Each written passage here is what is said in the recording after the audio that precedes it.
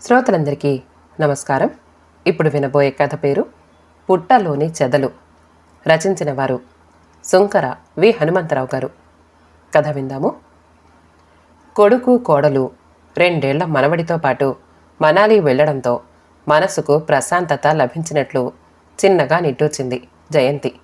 The retired lecturer of Andhra Mahila Sabha college. వారం రోజులుగా ఒకే విషయం గురించి ఆలోచించి పరిష్కారం దొరక్కపోవడంతో మానసికంగా చాలా అలసిపోయిందామె.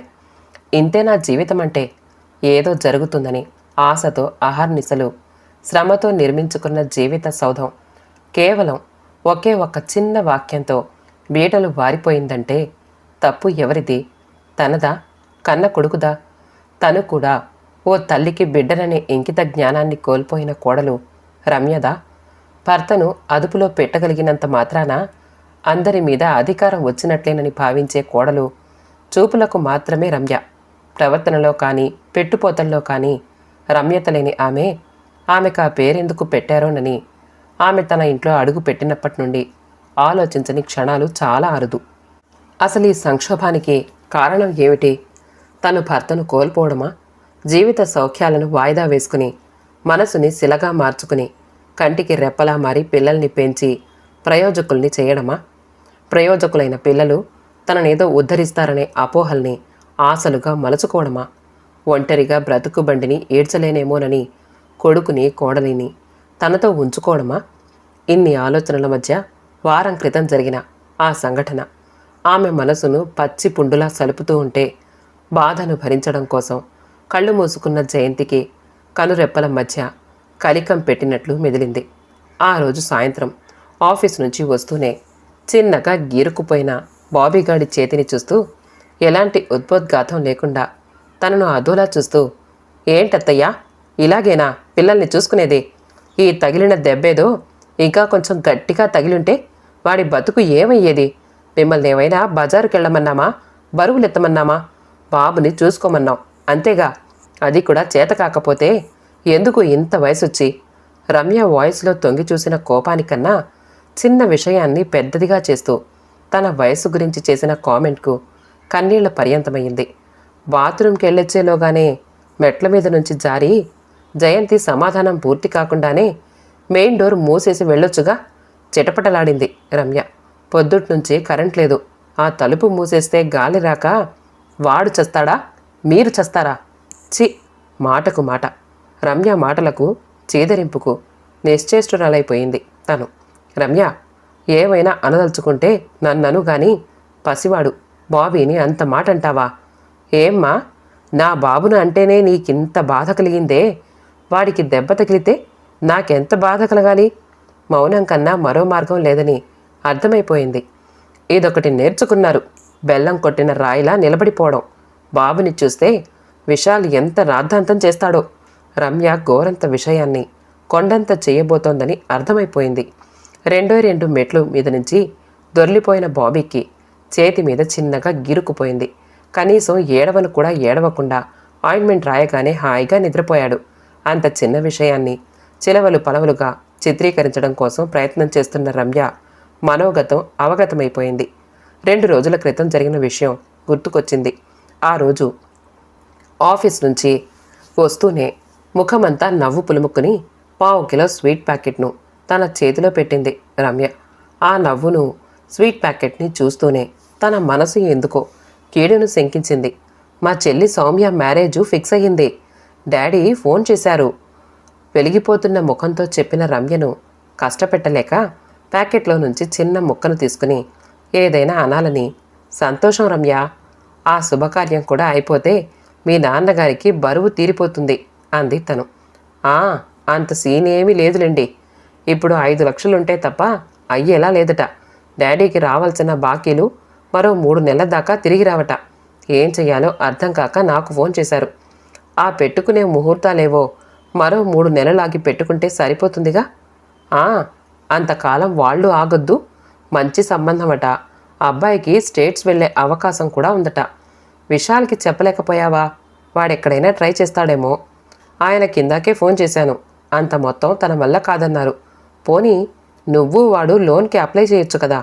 మా లోన్ ఫెసిలిటీ వాడేసి ఫ్లాట్ ఒకటి కొన్నాం. నోరు జారానని గ్రహించిన రమ్య ఆ లోన్కి అప్లై చేసినా అంత రాదు. మహా అయితే 1-2 లక్షలు అంతే. పోనీ ఫ్లాట్ అమ్మేసి మీ నాన్నకు సహాయం చేయండి. ఈ మధ్య భూమి ధరలు బాగా పెరిగిపోయాయి కదా. తన సలహా నచ్చలేదని అర్థమైపోయింది. ముఖమంతా వికృతంగా పెట్టి ఫ్లాట్లు పేరెత్తితే పళ్ళు రాలగొడతాను అన్నాడు మీ అబ్బాయి వ్యంగ్యంగా అంది. అయితే వాడే ఏదో చేస్తాడులే, నువ్వేమీ వర్రీ అవ్వకు.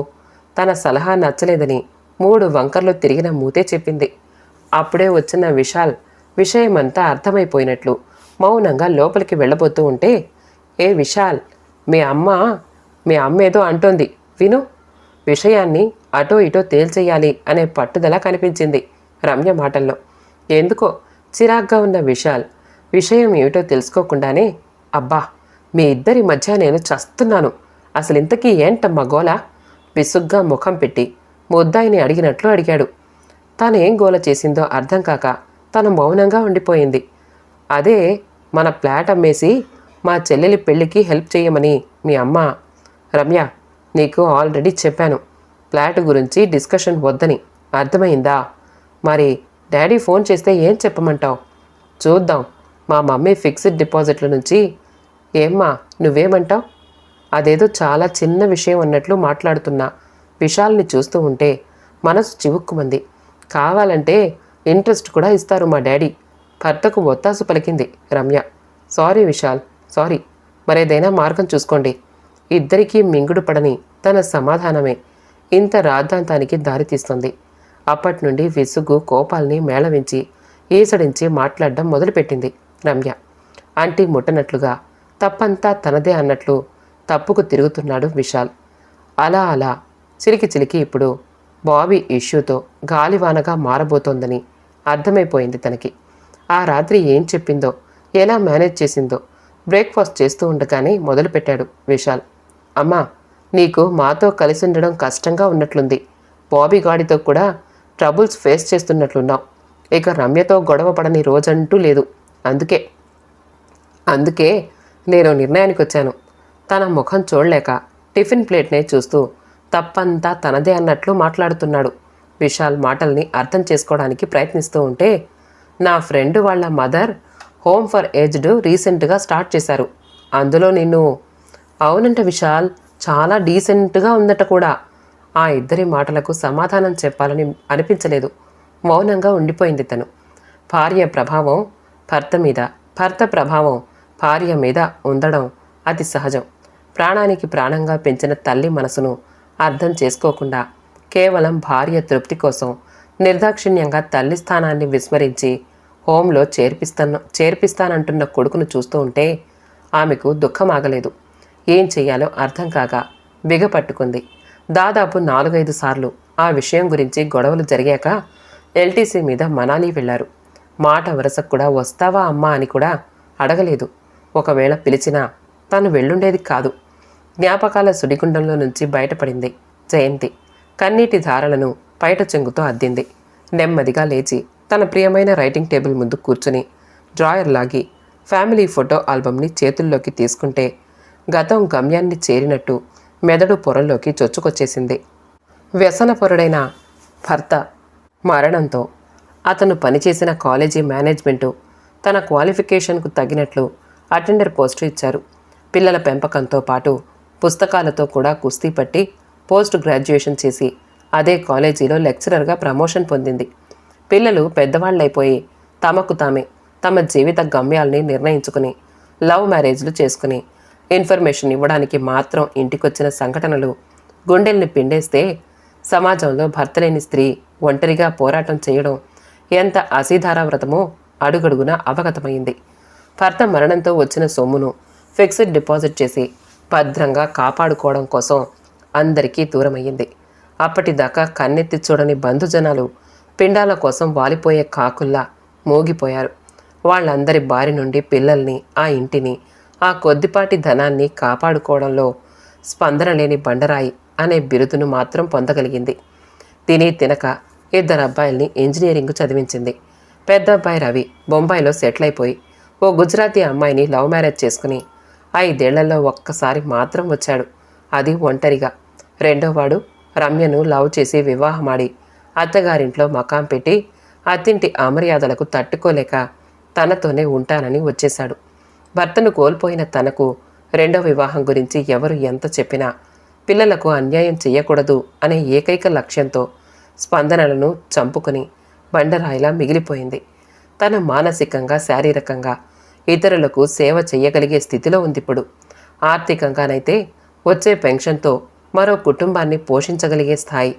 ఇంతవరకు కొడుకుల నుంచి చీరను కూడా ఆశించలేదు. అలాంటి తనయునికి భారమైపోయింది.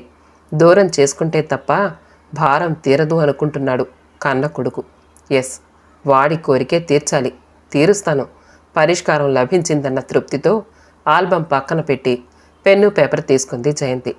ఆటో దిగిన విశాల్ దంపతులకు డోరుకున్న లాక్ ఆహ్వానం పలికితే గేటుకు వేలాడుతున్న టూలెట్ బోర్డు షాక్ కొట్టింది. పక్కింటి పిన్నిగారిచ్చిన కేసు తీసుకుని లోపలికెళ్ళి డైనింగ్ టేబుల్ మీద రెపరెపలాడుతున్న లెటర్ని వణికే చేతులతో తీసుకుని చదివి పాలిపోయిన ముఖంతో భార్యకు అందించాడు. ఆమె కళ్ళు అక్షరాల వెంట పరిగెత్తాయి. ప్రియమైన విశాల్, నువ్వన్నట్లు ఈ వయసులో బాబీని చూసుకోవడం కష్టంగానే ఉంది. నేను మీతో కలిసుండడం నాకన్నా మీకే ఇబ్బందిగా ఉంటుందని గ్రహించాను. కోడలితో ప్రతిరోజు గొడవ తప్పడం లేదు. వయసు రాగానే సరికాదు, వయసుకి తగ్గట్లు ప్రవర్తించమని నీ భార్య నా కర్తవ్యాన్ని నాకు గుర్తు చేసింది. ఎంత విశ్వాసంతో సేవ చేసినా తను చివరికి చేరేది కబేళానికే అనే సత్యం తెలియని గానుగెద్దు ఆ వలయంలో అలా తిరుగుతూనే ఉంటుంది. అలాగే నేను కూడా ఇంతకాలం మీరంతా నా వాళ్ళు అని భ్రమిస్తూ గానుగెద్దులాగే బ్రతికాను.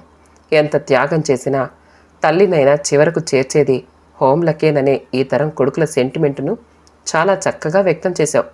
రేపు నీ కొడుకు నిన్నెక్కడ చేరుస్తాడో. అయినా ఇంకా టైం ఉందనుకో. నేను నీకు అవసరం లేనప్పుడు నువ్వు మాత్రం నాకెందుకు? నీకు లేని మమతానురాగాలు నాకు మాత్రం ఎందుకు?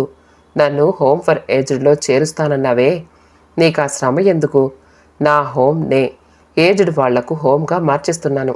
నాతో పాటు మరో 10 మందికి నీడనిద్దామని.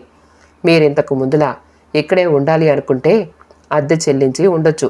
మీరిచ్చే ఆ 5,000 ఓ 5గురు అనాథలకు చదివినిస్తుంది. ఆ ఇంట్లోనే ఓ క్రష్ను కూడా నడపదలుచుకున్నాను. 500 ఫీజుతో మీరు బాబీని అందులో చేర్పించవచ్చు. ఆ 500 నాలాంటి ఓ అమ్మకు ఆకలి తీరుస్తాయి కదా. మీకు సమ్మతమైతే సరే, లేదంటే ఇల్లు ఖాళీ చేసేసి తాళాలు పిన్నిగారింట్లో ఇవ్వండి. మరుంటాను, ఓ అనాథ తల్లి. అమ్మో, రేపటి నుంచి అద్దె కట్టాలన్న ఆలోచన, బాబీకి దిక్కెవరు అన్న భావనో, అన్యాయంగా అత్తయ్యను దూరం చేసుకున్నానన్న ఫీలింగో, మొత్తానికి రమ్య కళ్ళు కన్నీటి చెరువులయ్యాయి. భర్త ముఖాన్ని చూడాలని తలెత్తిన రమ్యకు తలదించుకున్న భర్త కనిపించాడు. కథ సమాప్తమండి. కథ నచ్చితే మా ఛానల్ని లైక్ చేయండి, షేర్ చేయండి, సబ్స్క్రైబ్ చేసుకోండి. ఆల్ అనే బెల్ బటన్ని నొక్కండి. మళ్ళీ కలుద్దాం ఇంకో మంచి కథతో.